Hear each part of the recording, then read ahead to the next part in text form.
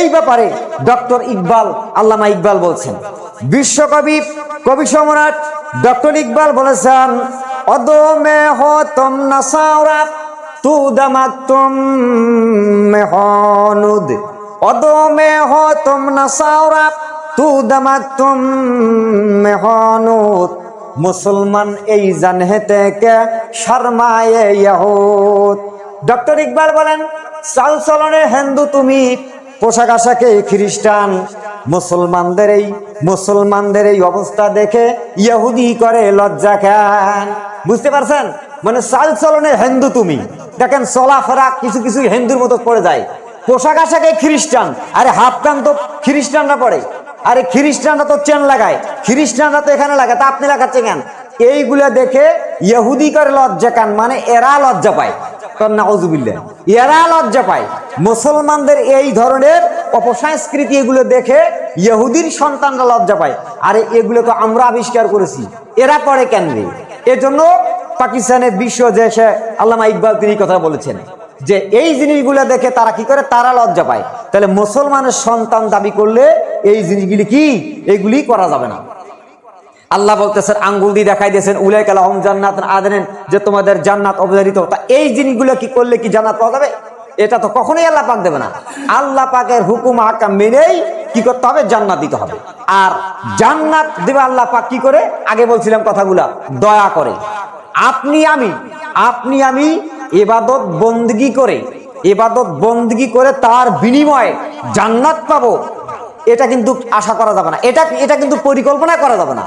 কারণ দৃষ্টান্তটা এখানে দেই, যেমন একজন মানুষ পৃথিবীতে আরেকটা মানুষের কাজ করি, আমরা করি না? কাজ করি, মালিকের কাজ বা কোনো কলকারখানার কাজ বা কোনো সরকারি কাজ, চাকরি করি। তো সারাদিন যখন একটা গরিব মানুষ সাধারণ শ্রম দেয়, দেওয়ার পরে সন্ধ্যার আগে আগে সারাদিন যে কাজ করলো, কাজের বিনিময়ে কিভাবে টাকা পাবে, তার মজুরি পাবে, বেতন পাবে না? পাবে। কেন পাবে? সে কাজ করেছে, তার অধিকার আছে, তার হক আছে, তাকে টাকা দেওয়া লাগবে, বেতন দেওয়া লাগবে। এটা হলো কাজের বিনিময়। এরপর আসেন, এখন যদি আপনি বলেন কাজের বিনিময়ে যেহেতু আমরা টাকা পাই, মজুরি পাই, তাহলে তো ইবাদত বন্দেগী আমল, কথা বলেন না, ইবাদত বন্দেগী আমল এইগুলোর বিনিময়ে তো আল্লাহ জান্নাত দেবে। তাহলে কাজের বিনিময়ে টাকা আর জান্নাত, এটা আসমান জমিন তফাৎ, এটা কখনো এক করা যাবে না। কারণ কাজ করেছেন স্বাধীনভাবে, টাকা দেবে ওই ব্যক্তি, ওই ব্যক্তির টাকা দিতে পাউন, কারণ ও মানুষ, আপনিও মানুষ। আর ইবাদত বন্দেগী আমল করে এটার বিনিময়ে জান্নাত হবে না। কেন হবে না? দুনিয়ায় কার? পৃথিবীটা কার? পৃথিবী আল্লাহর। আচ্ছা, বেহেশত জান্নাত কার? ওইটাও আল্লাহ। আর আপনার যে জীবনটা, এই যে প্রতি সেকেন্ডে প্রতি মুহূর্তে নিঃশ্বাস আসা যাওয়া করে, এটা কার? এটাও তো আল্লাহ। তাহলে আল্লাহর তো সব। আল্লাহ আপনাকে জান্নাত দিলতে কি না দিলতে কি, আপনি কি কিছু করতে পারবেন? আন্দোলন করতে পারবেন না। এজন্য ইবাদত বন্দেগী করতে হবে, আল্লাহ পাকের হুকুম, আর জান্নাত দেবে আল্লাহ কি করে? দয়া করে। আর মানুষ কিন্তু এই কথাটা বলতে পারবে না যে আমি কাজ করেছি, কাজ ওই লোকটা করাইছি, সন্ধ্যার টাইমে টাকা দিলেও দিতে পারবো, দিলে দেব, না দিলে নাই, এই কথাটা বলতে পারবে না। কারণ কাজের বিনিময়ে কি তাকে দেওয়া লাগবে। এই ব্যাপারে আল্লাহ রাসূল বলছেন, হাদিস বর্ণনা করেছেন যে ইবাদত বন্দেগী কেন করা লাগবে, কিসের জন্য করা লাগবে।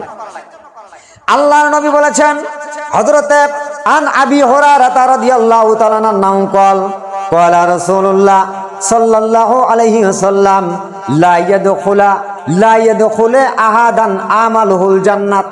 আল্লাহর নবী বলেছেন, তোমাদের মধ্যে কোনো ব্যক্তি আমলের বিনিময়ে নেক আমল করে, ইবাদত বন্দেগী করে, তার বিনিময়ে জান্নাত যাইতে পারবে না। যখন আল্লাহর নবী এই রকম করে বলতেছেন কেউ জান্নাত যাইতে পারবে না, তখন সাহাবায়ে কেরাম রিদওয়ানুল্লাহি তাআলা আজমাইন এরা প্রশ্ন করলেন, ক্বালু ওয়ালা আনতা ইয়া রাসূলুল্লাহি, এটা কি শুধু খালি আমাদের ব্যাপারে না আপনাদেরও ব্যাপারে? আল্লাহর নবী জবাব দিলেন, ক্বালা লা ওয়ালা আনা ইল্লা আন ইয়াতাগাম্মাদানি আল্লাহ বিফাদলিন ওয়া রাহমাতি। আল্লাহর নবী বলেছেন যতক্ষণ পর্যন্ত আল্লাহ সুবহানাহু ওয়া তাআলা, এটা শুধু তোমাদের ব্যাপারে নয়, আমি নবী পর্যন্ত, যতক্ষণ পর্যন্ত আল্লাহ সুবহানাহু ওয়া তাআলার রহমতটা প্রযোজ্য না হবে ততক্ষণ কেউ জান্নাত যাইতে পারবো না। বলেন সুবহানাল্লাহ। দেখছেন, রহমত বেফাদলি ওয়া রহমাতি, কারণ তাহলে কি লাগবে? আল্লাহ পাকের রহমত লাগবে, কারণ দুনিয়াও আল্লাহর, আখিরাতও আল্লাহর, আপনার জীবনটাও আল্লাহর, সব তো আল্লাহর। তাহলে আমরা ইবাদত বন্দেগী করি কেন? আল্লাহ পাকের হুকুম আহকাম, এটা করতে হবে, এটা বাউন্ড, এটা যদি আমরা না করি তাহলে এটা কিছুতেই হবে না।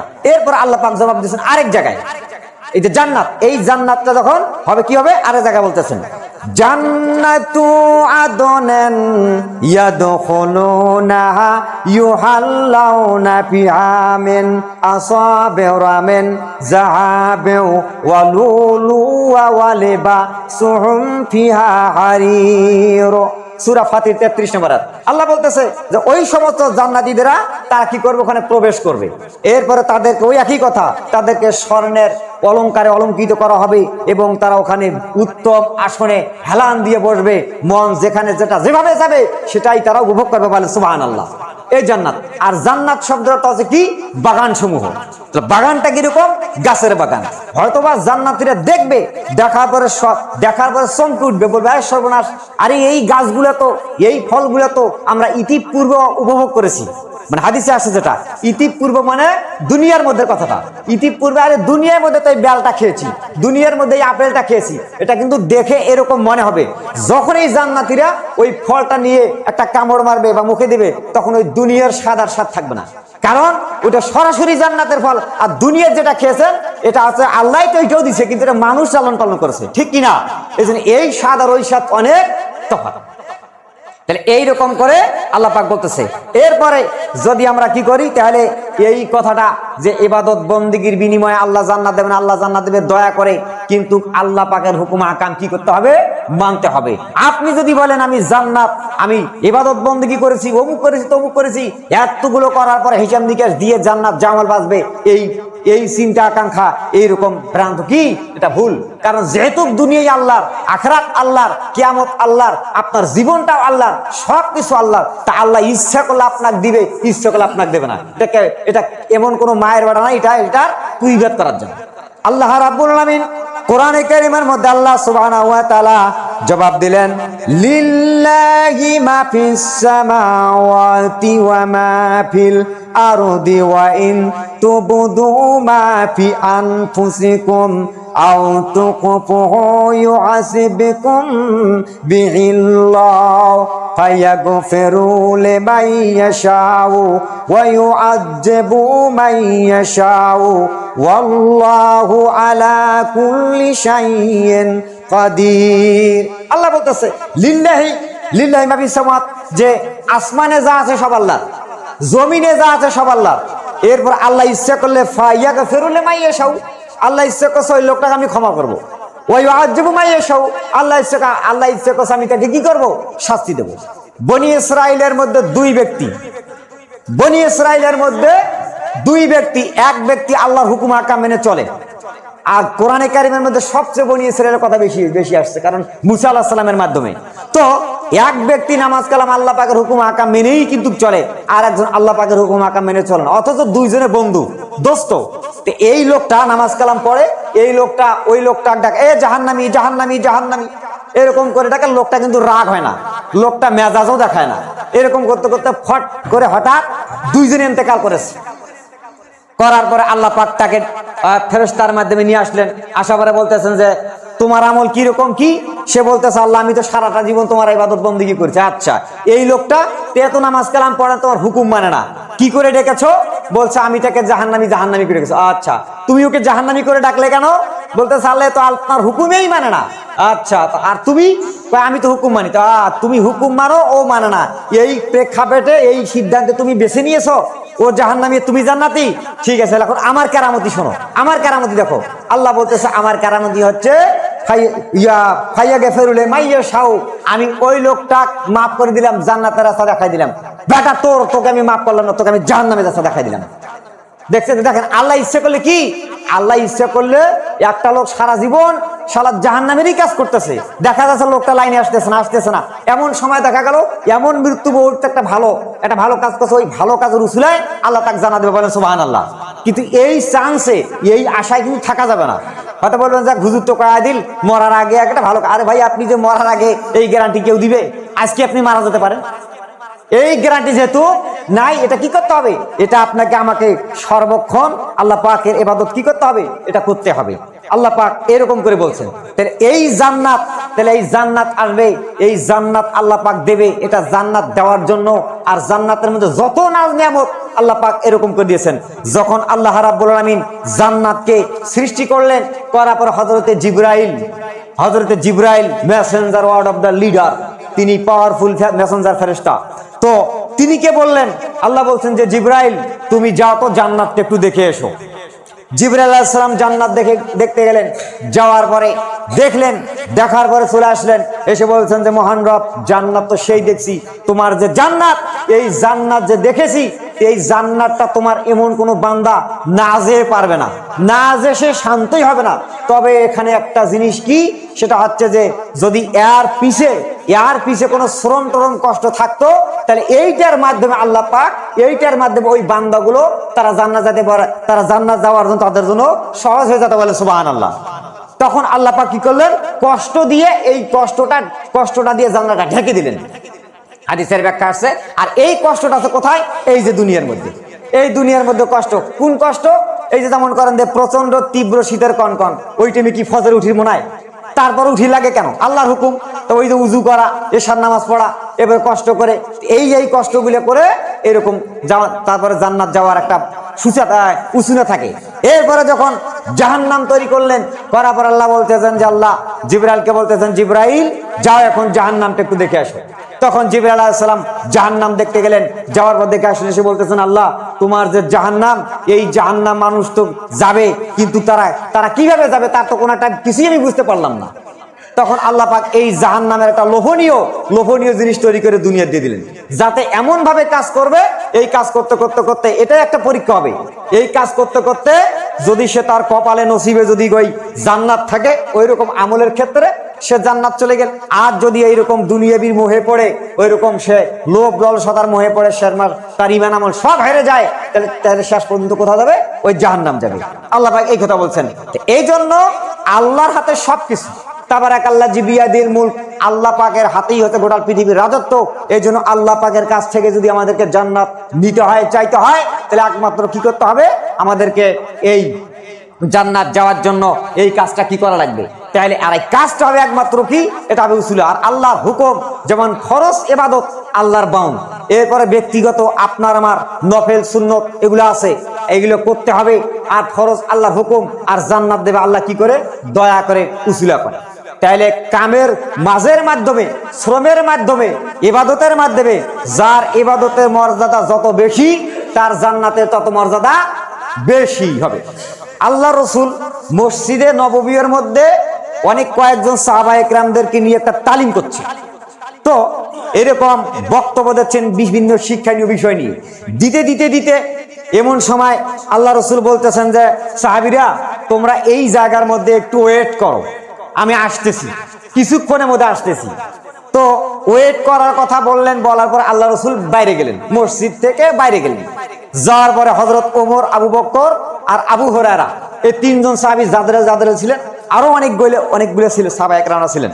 তো কিছুক্ষণ বলতে কি বোঝা যায়? কিছুক্ষণ বলতে বোঝা যায় এই ধরেন 2 মিনিট 3 মিনিট। এরা ভাবলেন হয়তো বা রসুল উজু করতে গেছে, বা পেশাবের চাপ আসছে, বা লেফটিন টয়লেট যাওয়ার একটা হয়েছে, এই উদ্দেশ্যে গেছে। 2 মিনিট 3 মিনিট 5 মিনিট, হাইয়েস্ট কয় মিনিট? 7 মিনিট বা 10 মিনিট, এরকম একটা সময়ের আনুমানিক পার হয়ে গেল। এরা চিন্তা করলেন যে ব্যাপার কি, আরে রসুল তো কিছুক্ষণে কথা বললো, আরে কিছুক্ষণে কথা বলার পরও কিন্তু আল্লাহ রসুল এখন আসে না কেন, ব্যাপার কি?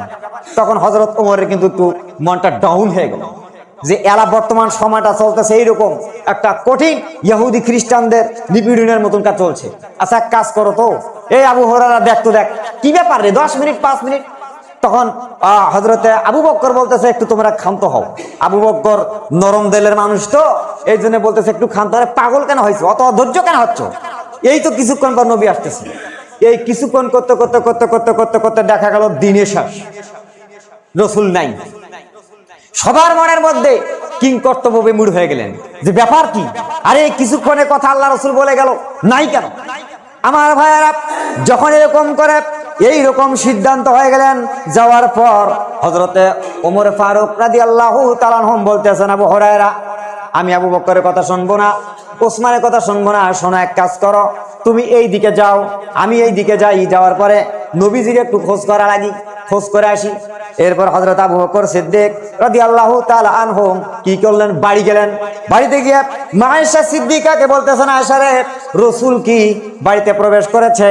মা আয়েশা বলতেছেন, না আব্বা, নবীজি তো বাড়িতে প্রবেশ করে নাই। দিনের শেষ প্রান্ত হয়ে গেল, প্রায় দিনের শেষ প্রান্ত হয়ে গেল, রাত পার হয়ে গেল, নবীজির সংবাদ পাওয়া যায় না। এরপরে ওমর বলতেছে, আবু হুরায়রা, ঠিক আছে, তুমি এই দিকে যাও, আবু বকর তুমি এদিকে যাও, আমি ওমর আমি এই দিকে যাই। কারণ এই দিকের রাস্তাটা একটু খুব সংকীর্ণ রাস্তা, এই জায়গার মধ্যে খুব কঠিন একটা কষ্টের রাস্তা, ডেঞ্জারাস রাস্তা, ডাকাইতের রাস্তা। এরকম করে আবু বকর একদিকে গেলেন, ওমর ওদিকে গেলেন। আবু হুরায়রা রাদিয়াল্লাহু তাআলা আনহু তিনি খুব ছিলেন চালু মানুষ, তিনি তার এমন মানুষ, তিনি পায়ের ছাপ দেখে বুঝতে পারেন এই লোক এই রাস্তা দিয়ে কে গিয়েছে। এরপর আবু হুরায়রা এক পা দুপা করে যাচ্ছেন, যেতে যেতে রসুলের লক্ষ্য করলেন পায়ের মধ্যে যে কাঠের জুতা ছিল, একে খড়ম বলা হয়, খড়ম জুতা, সেই সময়কার খড়ম জুতার পায়ের দাগ আবু হুরায়রা লক্ষ্য করলেন, এই তো নবীজির পায়ের দাগ দেখা যায়। এরপরে ওই দাগ অনুযায়ী আবু হুরায়রা চলতেছে, চলতে চলতে চলতে যখন একটা বিশাল আকার একটা পাহাড়ি এলাকায় গেলেন, পাহাড়ি এলাকায় যাওয়ার পর দেখতে পেলেন একটা খেজুরের বাগান দেখা যায়। খেজুরের বাগানটা টপকে পার হয়ে গেলেন। যখন বাগান পার হয়ে গেলেন, পার হয়ে যাওয়ার পরে আবু হুরায়রা লক্ষ্য করলেন এই জায়গা তো নবীজির পায়ের ছাপ দেখা যায়, নিশ্চয় এই জুতোগুলো নবীজির পায়ের জুতো হবে। এরকম করে খেজুরের বাগান পার হয়ে গেলেন। যাওয়ার পর ওই জায়গার মধ্যে ডানে বামে লক্ষ্য করলেন, এখানে তো পাহাড়ি এলাকা, এরপরে নবীজির পায়ের ছাপ আর দেখা যায় না।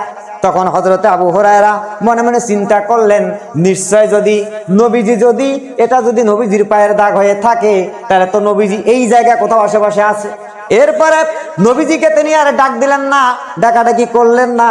শেষ পর্যন্ত তিনি ওই পায়ের ছাপ অনুমান করে তিনি ডানে বামে তাকালেন। তাকাইতে তাকাইতে দেখতে পেয়েছে ওই বাগানের সাথে একটা পাহাড়, ছোট্ট আকারের, ওই পাহাড়ের একটা তল দিকে একটা গুহা আছে, গর্ত আছে।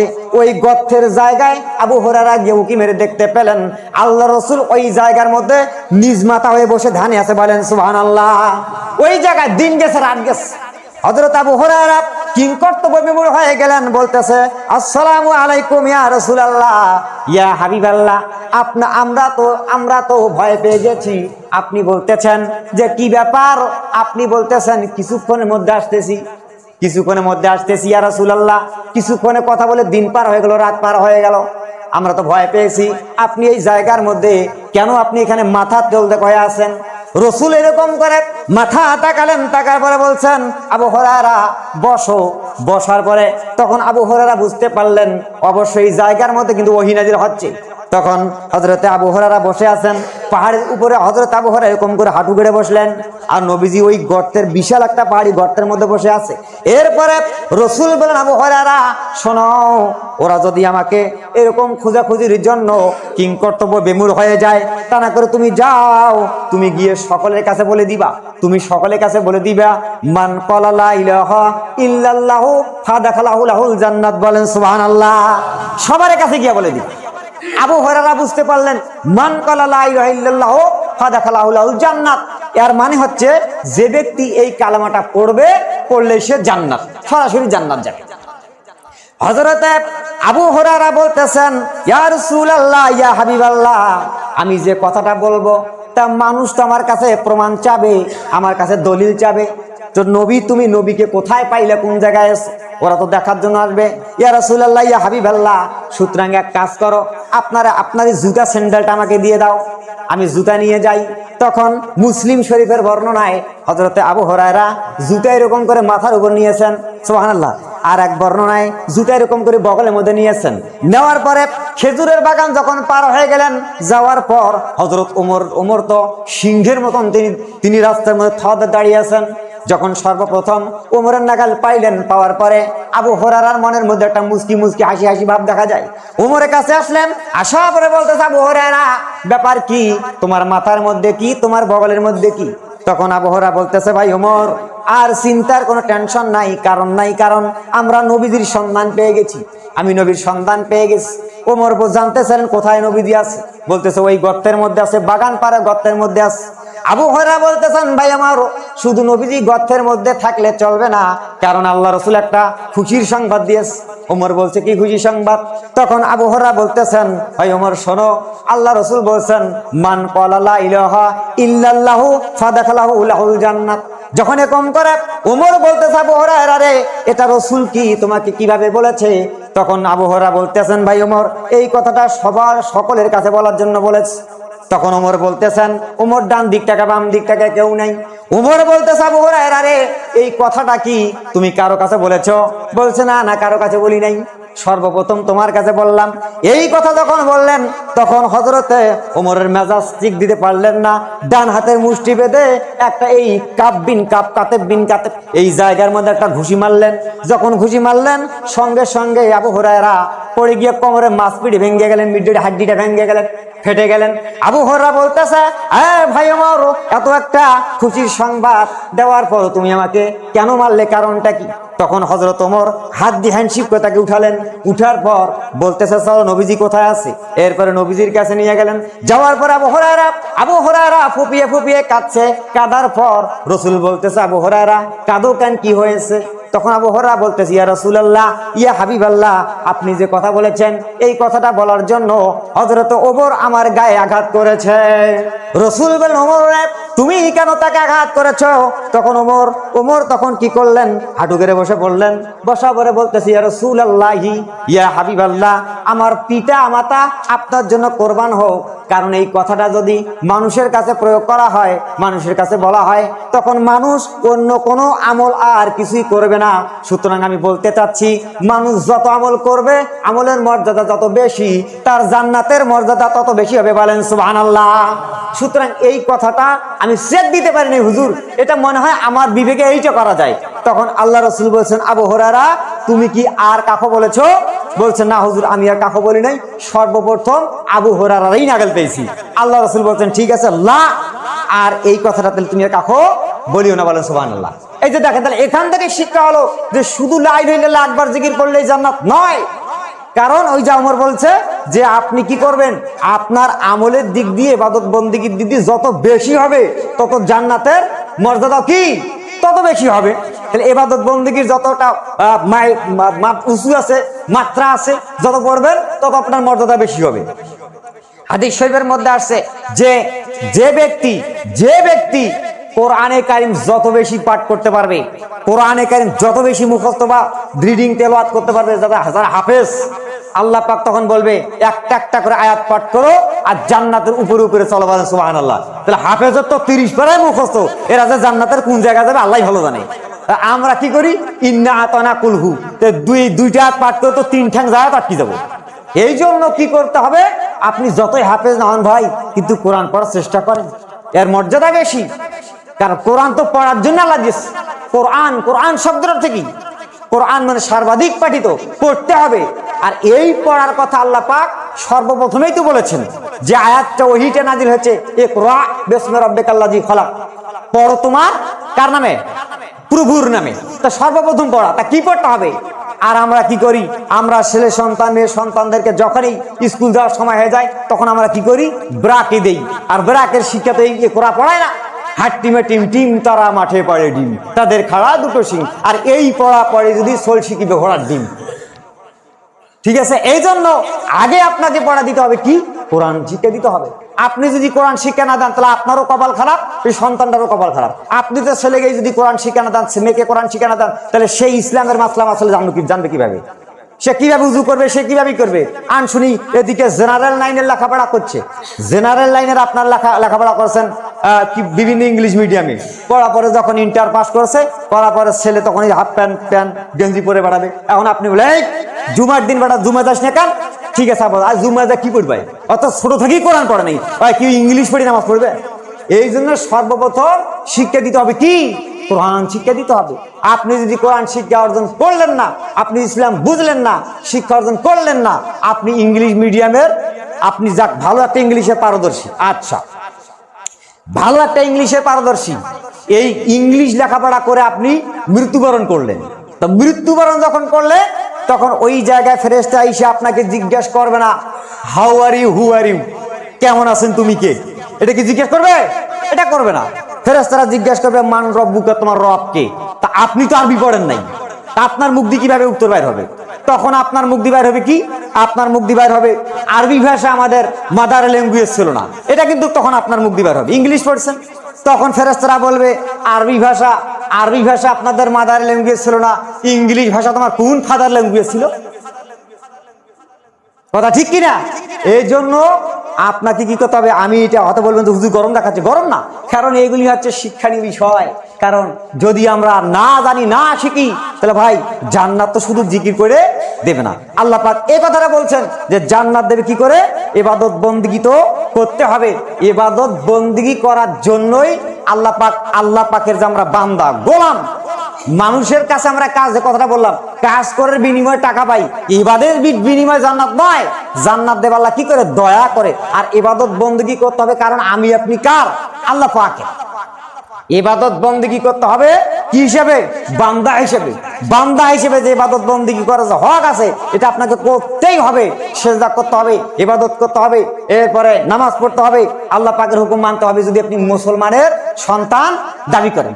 বিশ্বকবি, কবি সম্রাট ডক্টর ইকবাল বলতেছেন, এই জায়গার মধ্যে বলেছেন, সেজদু কি বদলে ফেরদাউস মিলে এবাদ মুঝ মঞ্জুর নেহি, সেজদু কি বদলে ফেরদাউস মিলে এবাদ মুঝ মঞ্জুর নেহি, ইবাদত করতা হूं मैं बंदा हो मैं तेरा मजदूर नहीं। ডক্টর ইকবাল বলেন, মহান রব্বুল আলামিন আমার দায়িত্ব হলো বান্দা হিসেবে তোমাকে সিজদা করা, তোমার ইবাদত করা, তোমার আমল করা, আর তোমার রহমত, তোমার দয়া সবটুকু আমার জন্য, আর তোমার মসজিদ হইল আমার সিজদার জন্য।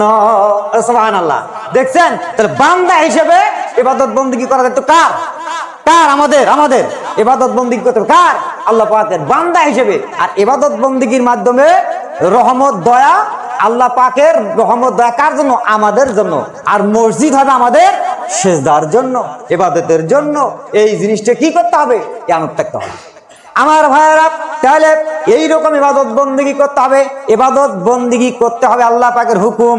আর যদি আপনি মনে করেন ইবাদত বন্দেগী করে জান্নাত জামল বাজবে, হবে না। কারণ আল্লাহ রাব্বুল আলামিন ওই যে কোরআনে বলছেন ফায়াগফিরু লিমান ইয়াশাউ, আল্লাহ রাব্বুল আলামিন বলছেন যে যাকে আমি শাস্তি দেব, যাকে আমি ক্ষমা করি, এটা আমার ইচ্ছা।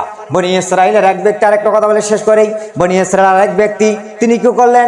950 বছর ধরে ইবাদত বন্দেগী করেছেন। যখন 950 বছর পার হয়ে গেল, যাওয়ার পরে জঙ্গলের মধ্যে মারা গেল। যাওয়ার পরে ওই এলাকার লোকগুলো তাকে দাফন করলেন। দাফন করার পরে আল্লাহ রাব্বুল আলামিন দুই ফেরেশতা যখন সওয়াব করার জন্য যখন যাবে, তখন আল্লাহ বলতেছে সওয়াব করা লাগবে না, তার আত্মাটা, তার রুহুটা আমার কাছে নিয়ে আসাও। আনার পরে আল্লাহ বলতেছেন, বান্দারে তুমি আমার জন্য কি করেছো? লোকটা বলতেছেন, মহান রব, আমি তোমার জন্য বাড়ি ছেড়েছি, সংসার ছেড়েছি, স্ত্রী ছেড়েছি, সংসার, পুত্র সব ব্যবসা বাণিজ্য সব ছেড়ে দিয়েছি, শুধু জঙ্গলে এরকম ঘুরে ইবাদত বন্দেগী করেছি। আল্লাহ রাব্বুল আলামিন বলছেন, বান্দারে তুমি আমার জন্য সবকিছু ছেড়েছো, যাও, আমি তোমাকে দয়া করে খুশি করে জান্নাত দিলাম। বলেন সুবহানাল্লাহ। দয়া করে খুশি করে।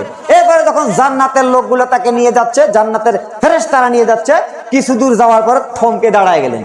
দাঁড়ার পরে তখন জান্নাতের ফেরেশতারা বলতেছে যে আল্লাহর বান্দা, এইটা তো তোমার জান্নাত নয়, আরে এইটা তো কেবল জান্নাতের গেট, এই গেট কাছাকাছি আসছি। তখন ওই বান্দা বলতেছে যে না, আমি এই জন্য দাঁড়াই নাই, গো ব্যাক, পিছন দিকে নিয়ে চলো, আল্লাহর সঙ্গে কিছু কথা আছে।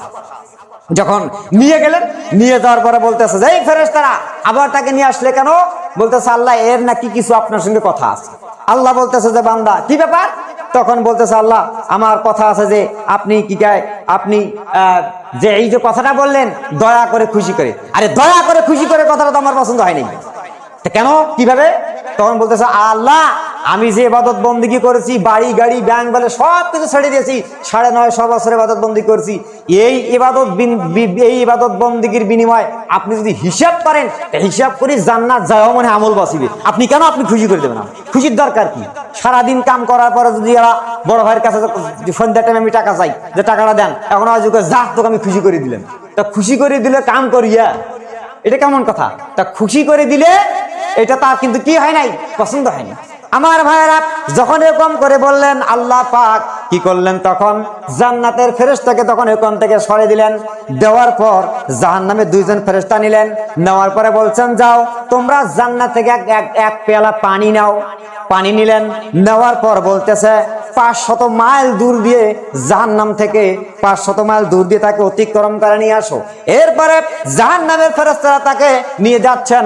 যেতে যেতে যেতে যেতে কিছু দূর যায়, আবার হাঁপাচ্ছে, হাঁপাতে হাঁপাতে পড়ে যায়। তখন জাহান্নামের ফেরেশতারা সেনাবাহিনীর মতন কঠোর, এরা তখন পিঠির মধ্যে, গাড়ির মধ্যে, শরীরের মধ্যে এরা লাথি মারে, বেটা চল সামনে চল। এরকম করতে করতে বলছে, ও ফেরেশতারা, তোমরা আর আমাকে মারপিট করিও না, আমি পানির পিপাসাক্ত হয়ে গেছি, সুতরাং 1 গ্লাস পানি দাও, একটু পানি পান করি। তখন ফেরেশতারা বলল, পানি কোথায় পাইবা? বলতেছে, পানি হয়তো তোমার হাতের মধ্যে দেখা যায়। ফেরেশতারা বলতেছে, আল্লাহর বান্দা, এই পানি তো তোমাকে দেব না, কারণ পানি পান করতে গেলে এই পানির টাকা দেওয়া লাগবে, মজুরি দেওয়া লাগবে। তখন বান্দা বলছেন, ফেরেশতা শোনো, আমার কাছে তো এখন টাকা নাই, পয়সা নাই, মজুরি নাই, কি দিয়ে দেব? ফেরেশতারা বলতেছে, আল্লাহর বান্দা, 950 বছর যে ইবাদত বন্দেগী করেছো, ওই আমলগুলো যদি দিয়ে দাও, তাহলে এই আমলগুলোর বিনিময়ে পানিটুকুন দিয়ে দেব। যখন এরকম করে বললেন, ওই বান্দা তখন কি করলেন? ফেরেশতারা, আমি তো আমার ভুল বুঝতে পেরেছি, আর 1 গ্লাস পানি পান করতে গেলে যদি 950 বছর আমল পার হয়ে যায়, তাহলে এত বড় বিশাল জান্নাত আল্লাহর দয়া ছাড়া হবে না। বলেন সুবহানাল্লাহ। দেখছেন, ভুল ভেঙে গেল। শেষ পর্যন্ত আবার এসে কি করলেন? তিনি সিজদা করে এরকম